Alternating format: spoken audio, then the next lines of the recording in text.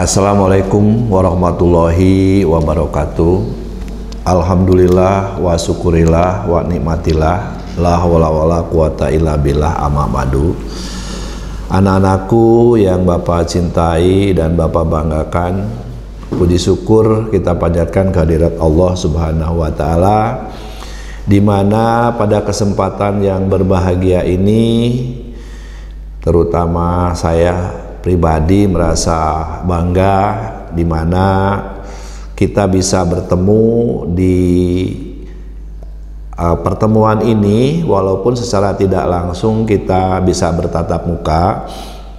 Namun sekali lagi ini merupakan sebuah proses pembelajaran di masa-masa COVID-19 ini. Oleh karena itu sekali lagi izinkan saya untuk memberikan pembelajaran yang baru mungkin untuk kelas 3 ini, karena terus terang Bapak tidak mengajar di kelas 10 dan 11, tetapi Bapak hanya mengajar di kelas 12 ini. Oleh karena itu sekali lagi anak-anakku yang ada di rumah, selamat untuk mendengarkan, menyimak apa-apa yang nanti akan Bapak sampaikan dalam materi yang satu ini. Sebelum kepada materi, terutama Bapak akan mengenalkan diri dulu dengan anak-anakku semuanya. Namun izinkan di kesempatan kali ini kita menggunakan media pembelajaran dengan cara daring ini, di mana sekali lagi mungkin kalian tahu sendirilah bahwa di masa COVID ini kita tidak bisa bersentuhan dan sebagainya lah. Oleh karena itu izinkan untuk memberikan informasi-informasi ini kepada kalian semua yang ada di rumah. Mudah-mudahan sekali lagi tetap sehat, tetap semangat untuk menghadapi masa depan kita ini. Kemudian selanjutnya yang harus kita persiapkan ya, dan tentunya anak-anakku semua di rumah siapkan dulu ya buku catatan dan juga buku sumber. Dan insya Allah nanti kalau kalian mau untuk buku sumber, silahkan menghubungi ke sekolah, di mana kalian bisa nanti menghubungi ke Pak Asep bagian inventaris. Silahkan kalian untuk meminjam buku itu dan mempelajarinya di rumah. Nah, untuk selanjutnya Bapak kenalkan dulu ya, nama Bapak adalah Om Suhendi, alamat di Desa Windu-Janten, Kecamatan Kadugede, Kabupaten Kuningan. Dan Bapak mengambil jurusan adalah PMPKN, dan ini merupakan salah satu jurusan yang mungkin hanya beberapa perguruan tinggi yang berada di Jawa Barat ini. Kemudian selanjutnya di kelas 3 ini terutama Bapak mengucapkan dulu selamat kepada anak-anakku semuanya. Kalian sudah diterima sebagai siswa kelas 12, artinya bahwa kalian ini sudah punya pengalaman 2 tahun dalam mempelajari mata pelajaran PPKN ini. Bapak yakin dan percaya kepada kalian semua bahwa materi-materi PPKN ini adalah materi-materi yang setiap hari kita bisa dengar, bisa lihat, dan bisa kita rasakan.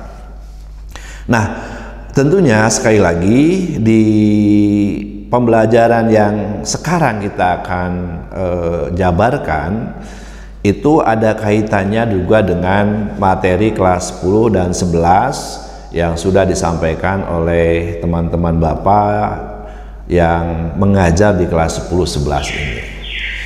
Nah, judul ataupun materi yang akan disampaikan ini adalah di kelas 3 ini adalah kasus-kasus pelanggaran hak dan pengingkaran kewajiban warga negara. Nah, materi ini tentunya kalian bisa simak dari judulnya sendiri mengenai kasus-kasus pelanggaran hak dan pengingkaran kewajiban warga negara. Oleh karena itu, sekali lagi, sebelum kita paparkan materi ini, tentunya kalian ini harus memahami dulu apa sih tujuan yang ingin kita capai dalam materi ini. Dalam pembelajaran materi tentang kasus pelanggaran hak dan pengingkaran ini, yang pertama tujuannya adalah menganalisis makna hak dan kewajiban warga negara. Nanti kita akan paparkan mengenai bagaimana menganalisis hak-hak dan kewajiban sebagai warga negara yang baik, yang tentunya kita nanti akan melihat dari beberapa sudut pandang. Kemudian yang kedua, tujuannya adalah menganalisis substansi hak-hak dan kewajiban warga negara dalam Pancasila.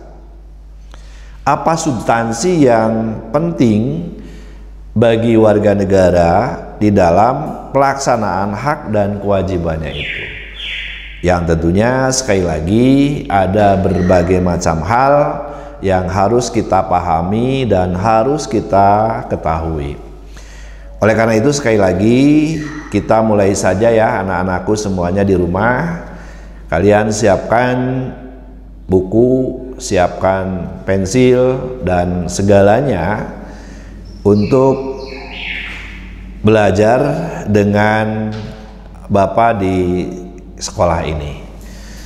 Yang pertama yang harus kita pelajari di dalam kasus-kasus pelanggaran hak dan pengingkaran kewajiban warga negara, tentunya kalian sudah melihat, mendengar, dan juga mungkin ada yang merasakanlah bagaimana hiruk pikuknya ketika terjadi ataupun dilaksanakannya pemilihan umum yang kemarin. Dan ini merupakan salah satu media demokrasi yang mana kalian nanti Bapak akan berikan tugas kepada kalian di akhir pertemuan ini mengenai pemilu yang diselenggarakan tahun kemarin. Karena ada kaitannya dengan bagaimana menjadi seorang warga negara yang baik di dalam pelaksanaan kewajiban-kewajibannya itu.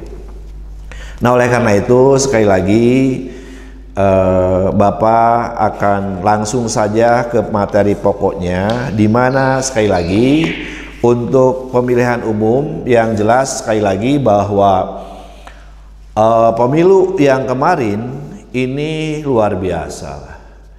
Dan nanti Bapak minta tugas dari kalian ini ceritakan menurut pendapat kalian sendirilah. Nanti mengenai pemilu yang dilaksanakan pada bulan ataupun tahun-tahun kemarin ini. Nah, yang pertama yang harus kita bahas di kasus pelanggaran ini yaitu tentang makna hak dan kewajiban warga negara. Nah, oleh karena itu sekali lagi sebagai warga negara yang baik tentunya kita harus mengetahui mengenai hak. Apa sih hak tersebut? Nah, itu ya. Hak merupakan semua hal yang Anda peroleh ataupun yang Anda dapatkan. Oleh karena itu setiap manusia itu punya hak di dalam kehidupannya. Oleh karena itu betul sekali di mana di dalam kehidupan kita khususnya di negara Indonesia kita punya hak. Oleh karena itu nanti kita akan lihat dalam berbagai macam ya hal. Nanti kita akan bahas di mana hak dan kewajiban itu nanti ada nilai-nilai yang harus kita kedepankan. Nilai-nilai apa saja yang ada di negara Indonesia ini? Nah, kita lihat dulu mengenai hak. Ada beberapa bentuk hak yang harus kita ketahui. Yang pertama adalah kewenangan atau kekuasaan untuk melakukan sesuatu. Artinya bahwa di dalam kehidupan kita ini ada sebuah hal yang tentunya harus kita pahami. Apa yang menjadi kewenangan kita di dalam pelaksanaan hak tersebut, sehingga apa yang kita inginkan ini bisa terrealisasi dengan baik. Itu ya. Yang kedua, bentuk hak itu adalah setiap hak yang diperoleh merupakan akibat dari dilaksanakannya kewajiban, dimana sekali lagi kalau kita ini melakukan sesuatu pekerjaan, ya, hak kita tentunya kita melakukan pekerjaan tersebut, dan itu akan berkaitan dengan kewajiban. Contoh yang konkret, Bapak sebagai guru di sini, kewajiban Bapak adalah memberikan materi kepada siswa tersebut. Itu adalah kewajibannya. Dan hak yang diperoleh Bapak itu adalah ketika kita sudah melaksanakan kewajiban, insya Allah hak itu akan kita peroleh, yaitu Bapak mendapatkan upah dari hasil proses pemberian materi kepada siswa tersebut. Nah, inilah yang disebut dengan setiap hak yang diperoleh merupakan akibat dari dilaksanakannya sebuah kewajiban. Kemudian yang ketiga, bentuk hak itu dengan kata lain adalah hak baru bisa diperoleh apabila kewajiban sudah dilakukan. Ini banyak macamnya, nanti Bapak tugaskan kepada kalian semua bagaimana contoh yang konkret mengenai hak-hak yang dimiliki oleh seseorang ketika dia melakukan sebuah aktivitas. Maka sekali lagi, dengan adanya kita ini melakukan kewajiban, maka hak-hak kita ini akan kita peroleh itu secara otomatis. Itu anak-anak mengenai bentuk-bentuk hak yang tentunya ini merupakan bagian dalam kehidupan kita dalam sebuah tatanan kehidupan warga negara Indonesia ini. Oleh karena itu, sekali lagi, kita sebagai warga negara yang baik tentunya harus punya keseimbangan antara hak dan kewajiban yang kita inginkan. Jadi jangan sampai kita ini, kewajiban kita ini diabaikan, hak-haknya itu kita tuntut. Tapi yang paling baik, anak-anakku semua, adalah antara hak dan kewajiban itu harus seimbang. Anak-anakku di rumah yang Bapak cintai dan Bapak banggakan, selanjutnya di dalam melaksanakan hak itu tentunya kita memahami ada berbagai macam yang harus kita laksanakan. Di antaranya adalah bagaimana kita ini hak dan kewajiban itu bisa dilaksanakan dengan baik. Ya, tentunya kita punya konsekuensi di era reformasi itu dengan adanya hak ajasi manusia. Hak ajasi manusia inilah yang merupakan bagian dari keinginan kita bersama di era reformasi untuk menciptakan bagaimana negara Indonesia ini bisa kondusif, bisa maju dan bisa berkembang sesuai dengan tatanan kehidupan bangsa Indonesia. Di mana di dalam alinea keempat itu tujuan yang ingin kita capai, memajukan kesejahteraan umum, mencerdaskan kehidupan bangsa, dan ikut melaksanakan ketertiban dunia. Nah, oleh karena itu sekali lagi untuk mencapai tujuan tersebut ya tentunya kita harus memahami lah apa itu yang dimaksud HAM. Tentunya anak-anakku semuanya kelas 12 yang Bapak cintai ya, kelas 10, kelas 11 kalian sudah belajar mengenai pengertian hak ajasi manusia itu. Bapak tidak akan membahas secara mendetil mengenai hak ajasi manusia itu. Karena kelas 12 Bapak hanya memberikan sentuhan saja, mengingatkan kepada kalian semua. Apa itu hak ajasi manusia? Hak ajasi manusia adalah hak kodrati atau hak yang sifatnya universal, yang tentunya ini merupakan hal yang sangat penting bagi kita semua di dalam pelaksanaan kehidupan berbangsa dan bernegara.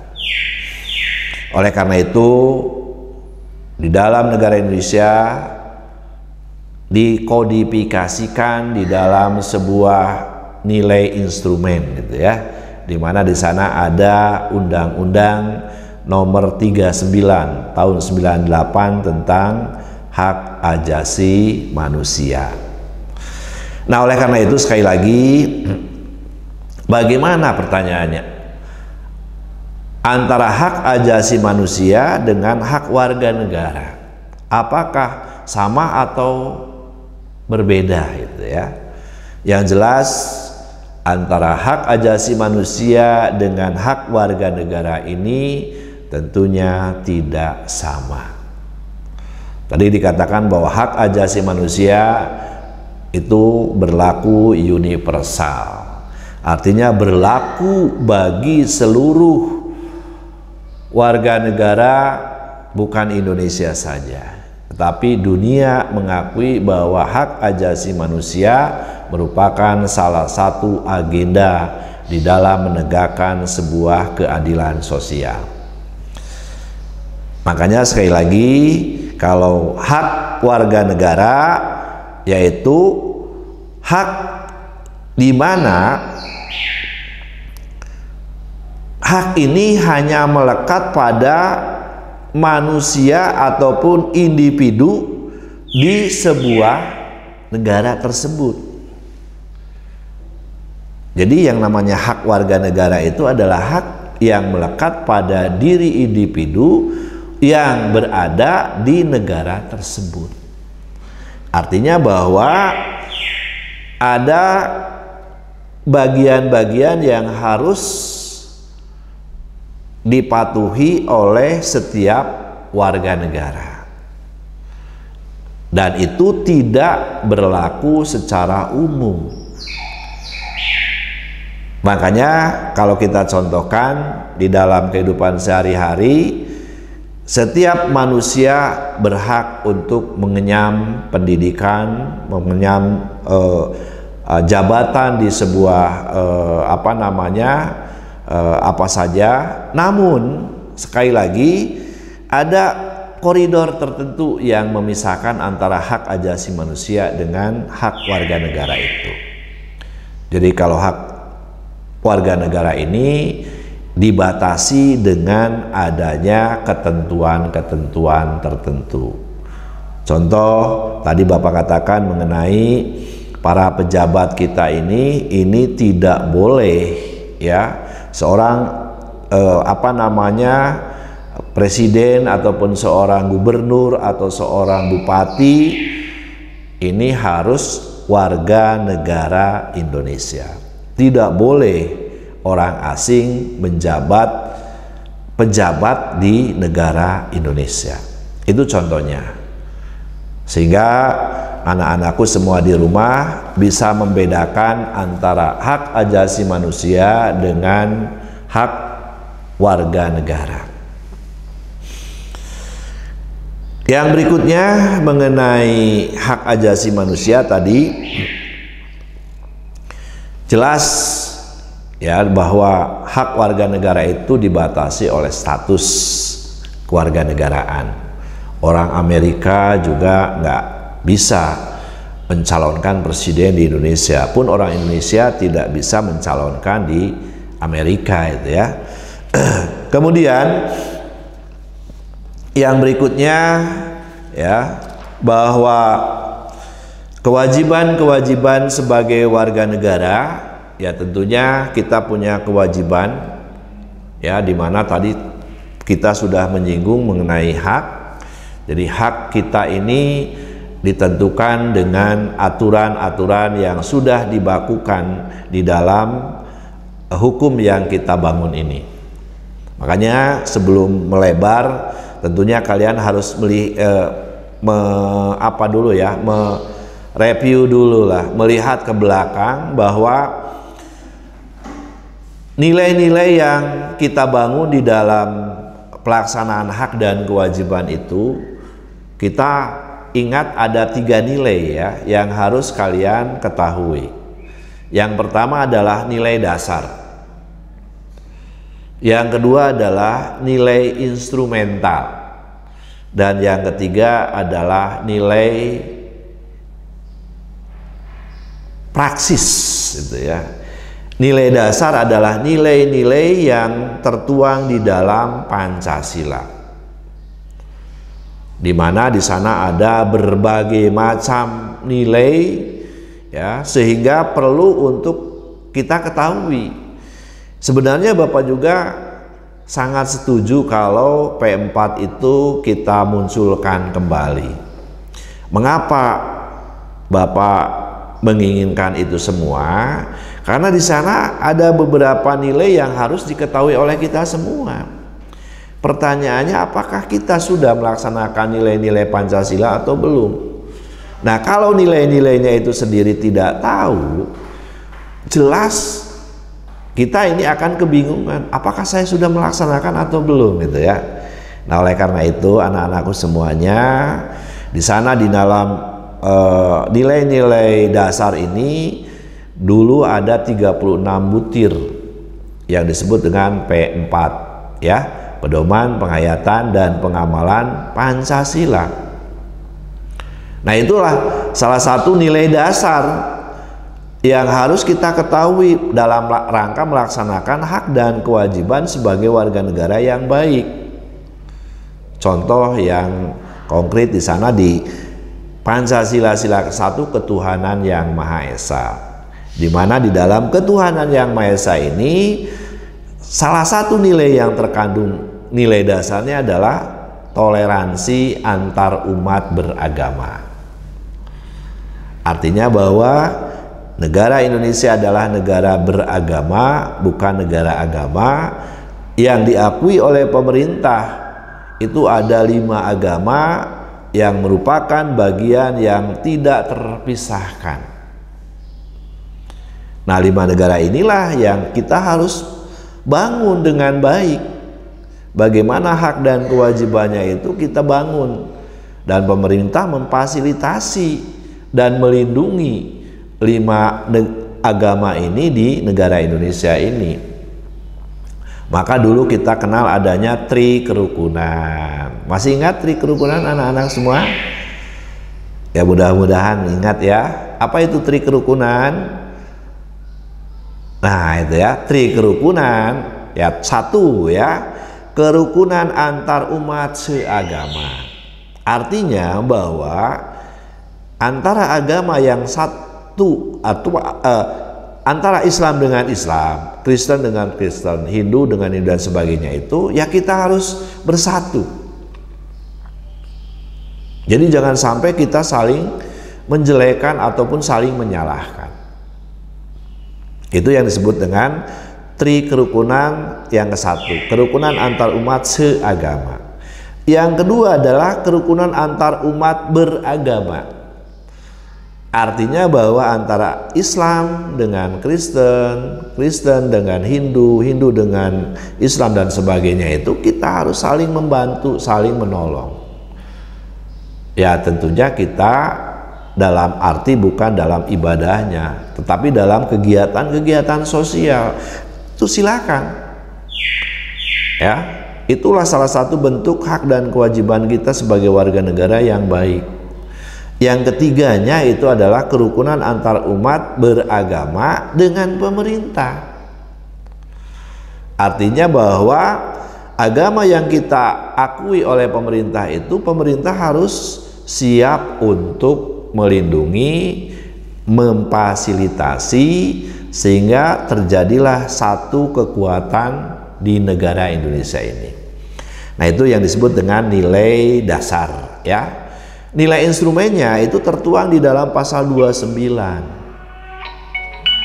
Di mana di dalam pasal 29 sekali lagi itu merupakan salah satu bagian dalam kehidupan keagamaan di negara Indonesia ini. Ya. Sebentar dulu ya.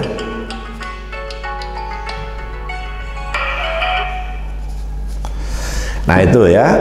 Jadi kembali lagi bahwa sekali lagi kita sebagai bangsa yang besar tentunya nilai-nilai itu kita harus kembangkan. Nilai praksisnya itu nanti kita akan lihat kembali bagaimana ya konsekuensinya ya antara kehidupan yang satu dengan yang lainnya, antara rakyat dengan pemerintah, ya. Sehingga tadi yang dikatakan toleransi antar umat beragama, bagaimana nih ya kehidupan yang harus kita bangun di dalam negara Indonesia ini. Nah, itu mengenai tadi hak, kemudian kewajiban-kewajiban kita sebagai warga negara yang baik.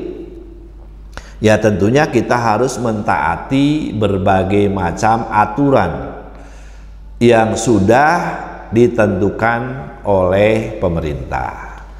Ya contoh yang konkret sekali lagi, kalian sudah 2 tahun di SMA Negeri 3 Kuningan tentunya sudah mengenal mengenai tata tertib yang ada di SMA 3 ini. SMA 3 masuk ke sekolah jam 6.45. Itu adalah konsekuensi bahwa kita coba untuk membiasakan ya datang ke sekolah jam 6.45. Kemudian ada berbagai macam yang dilakukan, diantaranya adalah tausiah, ada pengajian. Itu sebelum kita melaksanakan kewajiban kita sebagai siswa belajar. Ini sangat bagus sekali lah, dan ini perlu kita dukung dan perlu kita lestarikan. Nah, mudah-mudahan nanti setelah COVID kita berlalu ya, kita bisa bertatap muka ya. Bapak harapkan secepatnya gitu ya, karena terus terang sekali lagi dalam proses pembelajaran ini butuh kita ini yang namanya sentuhan-sentuhan dari guru tersebut, bagaimana kita ini bisa memberikan materi ini secara langsung sehingga betul-betul ada tick and give-nya gitu ya, sehingga kita ini bisa dalam pemecahan masalah itu bisa dengan cepat teratasi ya. Nah, ada sebuah pertanyaan, apa yang membedakan kewajiban warga negara dengan kewajiban asasi gitu ya. Nah, ini merupakan salah satu pertanyaan yang mungkin sering muncul ya. Apa sih yang membedakan kewajiban warga negara ini? Ya tadi kewajiban-kewajiban kita ini adalah melaksanakan aturan yang sudah dibakukan oleh pemerintah kepada rakyatnya gitu ya. Nah, bagaimana kewajiban asasinya? Nah, ini tentunya sekali lagi di dalam proses pelaksanaan pemerintahan di negara Indonesia ini, kembali lagi bahwa sebagai kewajiban warga negara itu dibatasi oleh status kewarganegaraan. Tetapi kewajiban warga negara memiliki cakupan yang lebih luas. Ya. Jadi konsep daripada kewajiban warga negara ini ada batasnya, sedangkan kewajiban asasi ini tidak ada batasnya. Oleh karena itu, kembali kepada kita semua ya, sebagai warga negara yang baik, ya tentunya kewajiban-kewajiban yang telah diberikan oleh pemerintah kepada kita ini ya kita harus ikuti dengan baik ya. Selanjutnya, apa sih yang harus kita laksanakan di dalam pelaksanaan kehidupan bangsa Indonesia dalam hak-hak yang kita miliki ini? Nah, diantaranya di sana ada hak hidup ya, yang tentunya kita ini harus kita hargai sebagai warga negara yang baik. Tentunya hak hidup inilah yang perlu untuk kita kedepankan. Kemudian juga di dalam kehidupan bangsa Indonesia ini diantaranya adalah bela negara. Bela negara merupakan salah satu bagian terpenting dalam pelaksanaan hak dan kewajiban di negara Indonesia. Ketika negara kita ini ada yang mengintervensi, ya tentunya kita harus siap dengan segala resikonya. Kemudian yang berikutnya adalah kita harus belajar dengan baik. Konsekuensi sebagai pelajar adalah belajar dengan baik, belajar dengan sungguh-sungguh, sehingga apa yang kita cita-citakan sebagai bangsa yang besar ya tentunya diawali dengan kalian belajar dengan sungguh-sungguh dan belajar dengan baik. Nah, itu nanti kita akan bisa lihat di video yang insya Allah nanti akan ditayangkan ya, apa-apa saja yang harus kalian pahami di dalam pelaksanaan hak dan kewajiban ini. Artinya bahwa pelajar ya belajarlah dengan baik, jangan melakukan hal-hal yang tidak baik, diantaranya adalah melakukan tindakan-tindakan yang tidak sesuai dengan aturan yang ada di sekolah. Diantaranya adalah tawuran ya, kemudian juga melakukan narkoba dan banyak lagi lah. Ini adalah salah satu hal yang harus kalian hindari di dalam kehidupan kita semua, karena ini akan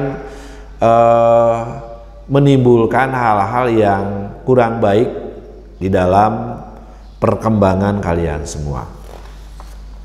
Nah, mungkin sementara pertemuan kali ini Bapak hanya membahas mengenai hak dan kewajiban sebagai warga negara, yang tentunya nanti kita akan bisa lihat ke depan atau pertemuan yang akan datang bagaimana mengenai nilai-nilai yang harus kita kembangkan dalam pelaksanaan hak dan kewajiban ini.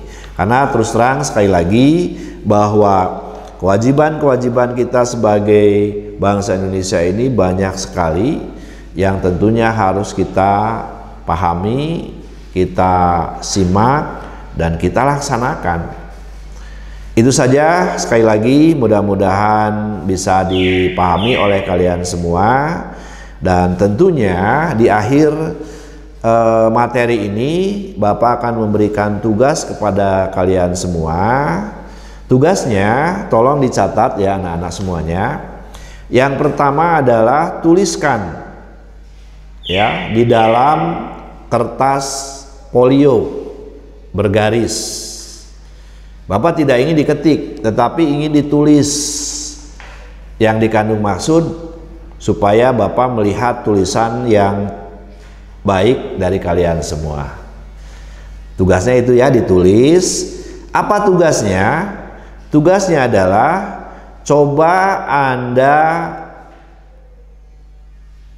buat atau laporan lah, sifatnya laporan, melaporkan mengenai bagaimana situasi kondisi pemilu yang kemarin.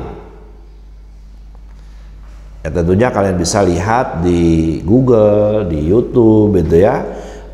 Tugasnya adalah tuliskan bagaimana menurut pendapat kalian mengenai pemilu yang kemarin dilaksanakan. Artinya pemilu presiden dan wakil presiden ya. Itu pemilu kemarin. Itu yang pertama. Kalian silakan ceritakan bagaimana mengenai pemilu. Kemudian yang keduanya, bagaimana ketika terjadi adanya golput. Apakah golput itu menurut pendapat kalian boleh atau tidak? Silakan kalian bisa pelajari, bisa tanyakan sama orang tua kalian semua, ya, sehingga akan mendapatkan jawaban yang pasti. Yang pertama, tuliskan dulu ya. Sekali lagi Bapak ulangi, tuliskan di kertas double folio. Ya, minimal 1 lembar lah. Bagaimana pemilu yang kemarin dilaksanakan. Ya, kemudian yang keduanya, bagaimana pendapat kalian mengenai golput? Apakah itu memang merupakan hal yang baik atau tidak baik? Silakan kalian paparkan. Kalau baik bagaimana, kalau tidak baik bagaimana. Itu saja mungkin ya tugasnya. Silakan kalian kerjakan dengan baik, dengan sungguh-sungguh. Mudah-mudahan sekali lagi apa yang sudah Bapak sampaikan tadi ada masukan-masukan, dan silakan ketika nanti kalian ini ada yang kurang sesuai ataupun tidak dipahami, silakan nanti kalian ini bisa untuk melakukan pertanyaan-pertanyaan itu lewat media di classroom ya. Itu saja mungkin. Sekali lagi mohon maaf atas segalanya, dan sekali lagi Bapak tutup. Assalamualaikum warahmatullahi wabarakatuh.